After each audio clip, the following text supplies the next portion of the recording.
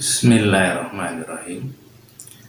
Assalamualaikum warahmatullahi wabarakatuh.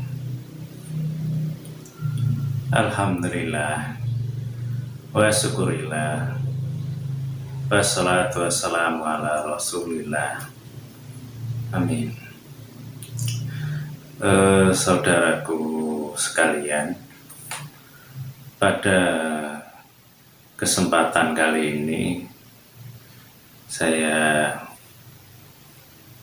ingin menyampaikan sebuah tema masih terkait dengan puasa di bulan suci Ramadan.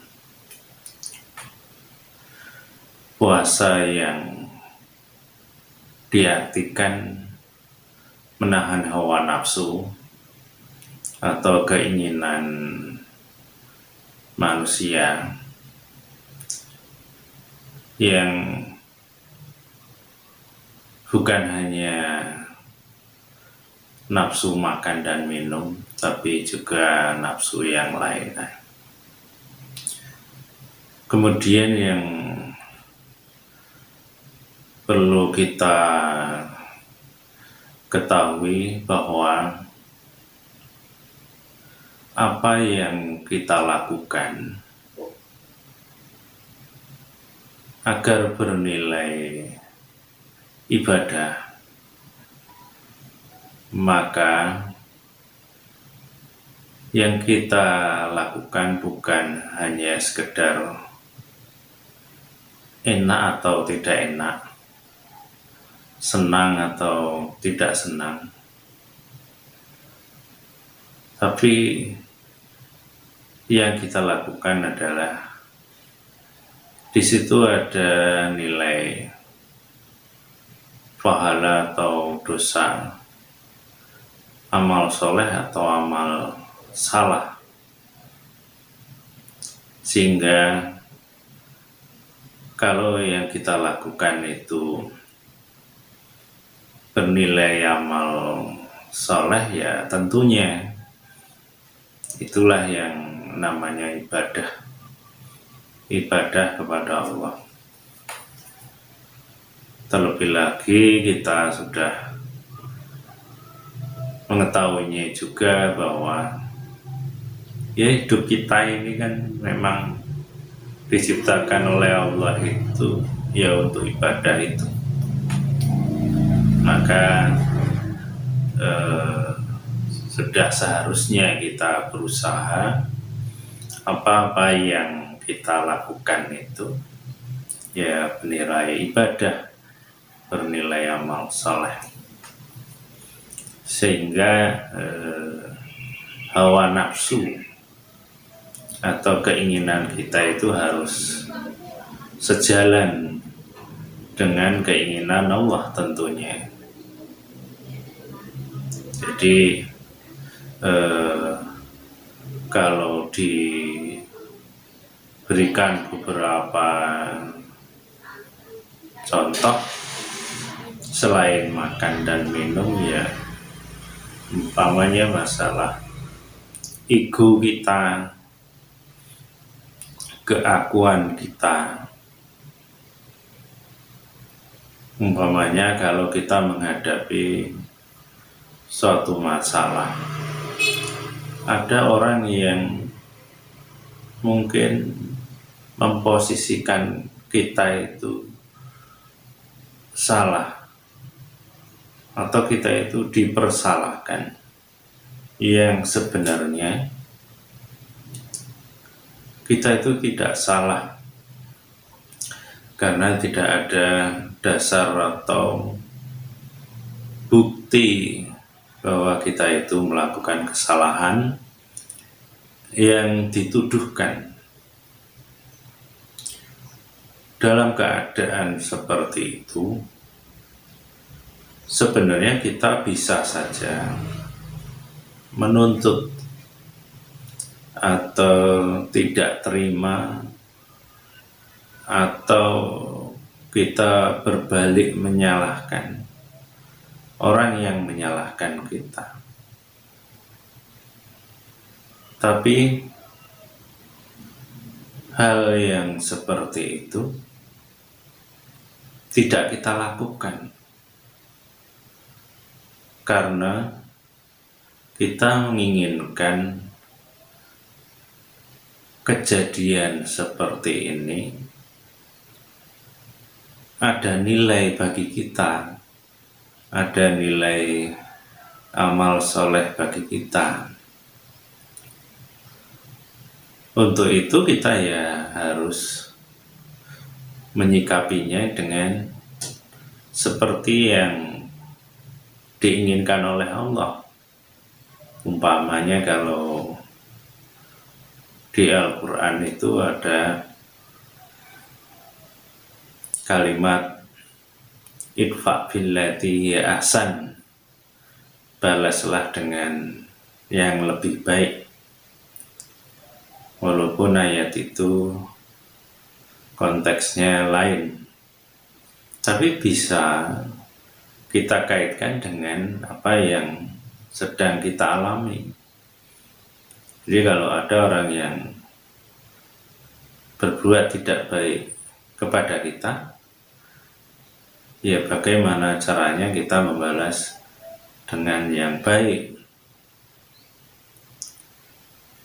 Dan juga dikaitkan dengan ayat Allah yang lain, umpamanya innallaha ma'as-sabirin, Allah berserta orang yang sabar. Jadi Allah menyukai orang yang sabar. Jadi diperlakukan yang seperti itu. Kalau kita bisa sabar, tidak emosi, tidak marah, tidak membalas dengan keburukan, maka itu insya Allah punya nilai yang baik di sisi Allah. Juga ayat Allah yang lain yang bunyinya wal afina aninas, dan memaafkan kesalahan orang lain. Artinya orang tadi salah sebenarnya, tapi Allah mengajarkan kita ketika kita itu menghadapi orang yang salah terkait dengan kita, kita dianjurkan memaafkan kesalahan orang lain itu. Ditambah lagi ayat Allah yang lain, fa'fu anhum wastaghfir lahum, maafkan mereka dan mohon ampunkan kesalahan mereka. Yang artinya maafkan mereka dan mohon ampunkan kesalahan mereka. Ini ada dua. Yang pertama maafkan, kemudian yang kedua doakan. Kalau dia salah mohon ampunkan. Itulah ajaran dari Allah, agar kita itu jadi orang yang baik, yang punya nilai amal soleh, bukan hanya yang dicari kalah atau menang, kaitannya keduniaan, tidak. Jadi kalau istilah orang Jawa itu ngalah luhur wekasane, yang artinya mengalah itu baik pada akhirnya, mulia pada akhirnya. Jadi ketika kita tidak membalas perilaku orang lain yang ya tidak baik tadi kepada kita, kita tidak perlu membalasnya. Dan bukan berarti kita kalah, bukan berarti kita salah. Jadi tidak ada kaitannya seperti itu. Jadi mengalah itu bukan berarti salah, bukan. Bahkan mengalah itu sebenarnya sebuah kemenangan yang mungkin belum terlihat saja, tapi dari sisi strategi sudah menang sebenarnya. Atau kalau istilah Jawa lagi yang bunyinya menang tanpa ngasorake. Jadi kita bisa saja mengalah itu karena di dalamnya ada kemenangan, menang tanpa harus mengalahkan. Bahkan itu suatu sikap yang sangat mulia kalau kita bisa melakukan perilaku seperti itu terhadap orang-orang yang ada di sekitar kita, orang yang ya mungkin belum tahu bahwa apa yang dilakukan itu sebenarnya tidak mencelakakan, tidak merugikan orang lain, tetapi mencelakakan diri sendiri. Kalau istilah ilmu bela diri Cina atau apa itu, Tai Chi, jadi mengambil kekuatan lawan. Jadi semakin keras orang menyerang kita, maka akan semakin keras pula kekuatan itu mengenai orang itu sendiri. Istilahnya berbalik atau mantul. Seperti itu sebenarnya. Dan itu ternyata bukan hanya ilmu bela diri dalam arti fisik saja, tapi bisa juga diumpamakan dalam arti perlawanan atau pertempuran yang sifatnya non fisik. Dan disinilah yang harus kita pahami, bahwa yang namanya puasa yang bukan hanya sekedar menahan hawa nafsu makan minum tadi, juga kita harus bisa menahan ego kita, nafsu kita yang lain. Sehingga kalau kita bisa menahan nafsu kita yang lain tadi, maka insya Allah kita itu akan ditinggikan oleh Allah derajatnya menjadi orang yang takwa, seperti yang Allah harapkan di dalam surat Al-Baqarah tentang perintah puasa itu. Kalau kita berpuasa, yang diharapkan oleh Allah adalah la'allakum tattaqun. Mudah-mudahan kita itu menjadi orang yang takwa, orang yang mulia, karena Allah juga menyampaikan di ayat yang lain, inna akramakum indallahi atqakum. Sesungguhnya orang yang mulia di antara kamu sekalian adalah orang yang paling takwa di antara kamu. Jadi yang diinginkan oleh Allah ya takwa itu. Dan takwa itu yang insya Allah kita sering dengar itu diartikan orang yang menjalankan perintah-perintah Allah dan meninggalkan larangan-larangan Allah. Insya Allah seperti itu.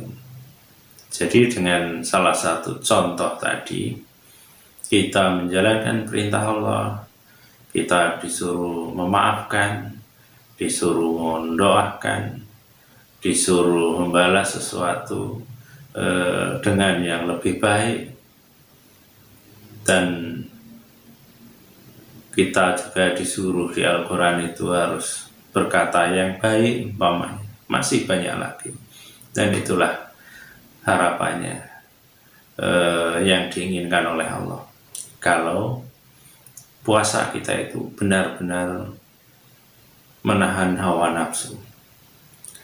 Dan kemudian juga kalau kita tambah contoh lagi, kita itu kalau punya ilmu pengetahuan, wawasan yang luas umpamanya,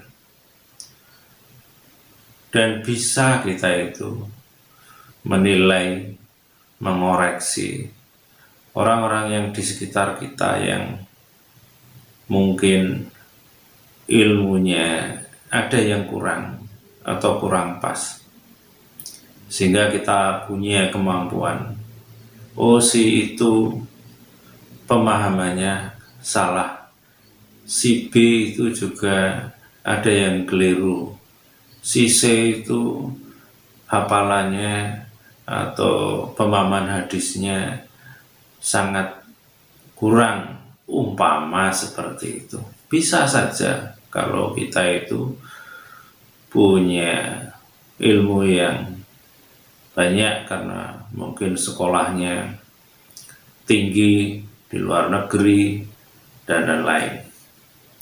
Tapi apakah kita mau memamerkan, mau menunjukkan kepada orang lain bahwa kita itu orang yang mumpuni, orang yang ilmunya luar biasa? Kan tidak. Islam tidak mengajarkan seperti itu. Islam mengajarkan rendah hati. Islam mengajarkan kita itu jadi orang yang baik. Sehingga melihat hal-hal yang saya sampaikan tadi, ya kita tidak perlu dan tidak selayaknya. Karena kalau kita memang benar-benar ilmunya banyak dan benar-benar memahami dan kemudian mengamalkan, karena ilmu itu ya harus diamalkan, bukan hanya dimiliki hanya karena hafal saja, ya kan tidak.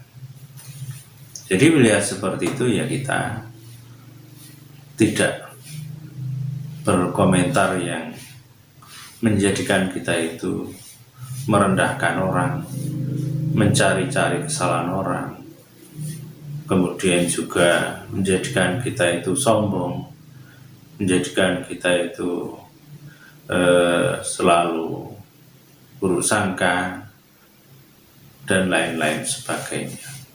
Jadi itu yang harus juga kita pahami, sehingga kalau kita itu bisa melakukan agama ini, ilmu ini secara kafah, ya secara keseluruhan, bukan hanya sekedar mengetahui ini benar, ini salah, tapi bagaimana kita bisa menjadikan pengetahuan kita itu, kita menjadi orang yang takwa, yang rendah hati, yang berakhlak mulia. Karena ilmu seluas apapun, kalau akhlak kita tidak baik, yaitu akan sia-sia. Bukankah Rasulullah itu diutus di dunia ini kan untuk menyempurnakan akhlak.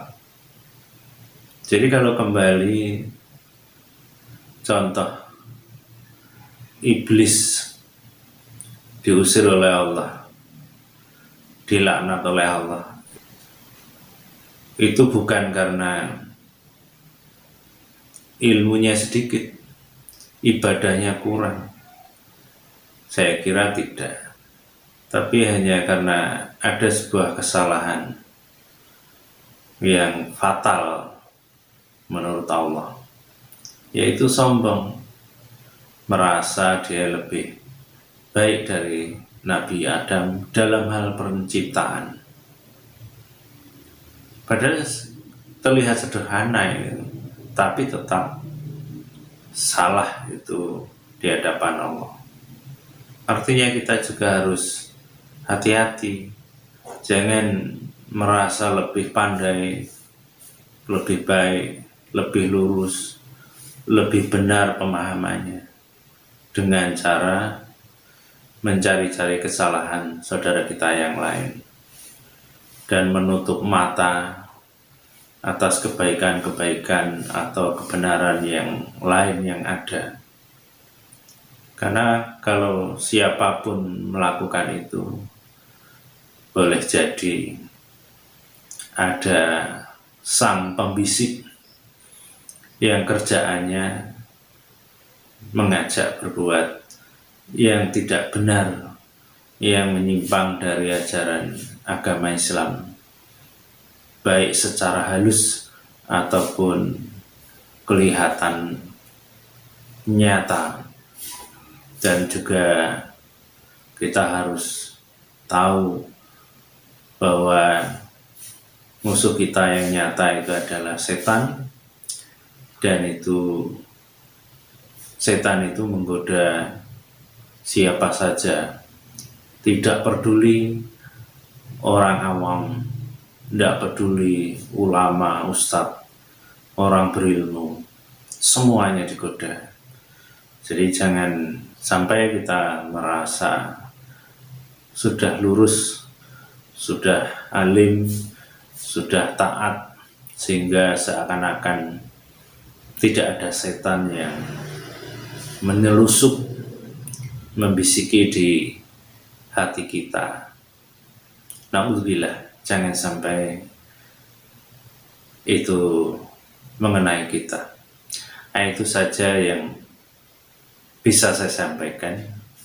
Mudah-mudahan ini bermanfaat bagi kita, khususnya bagi saya sendiri. Kurang lebihnya saya mohon maaf. Akhirul kalam. Assalamualaikum warahmatullahi wabarakatuh.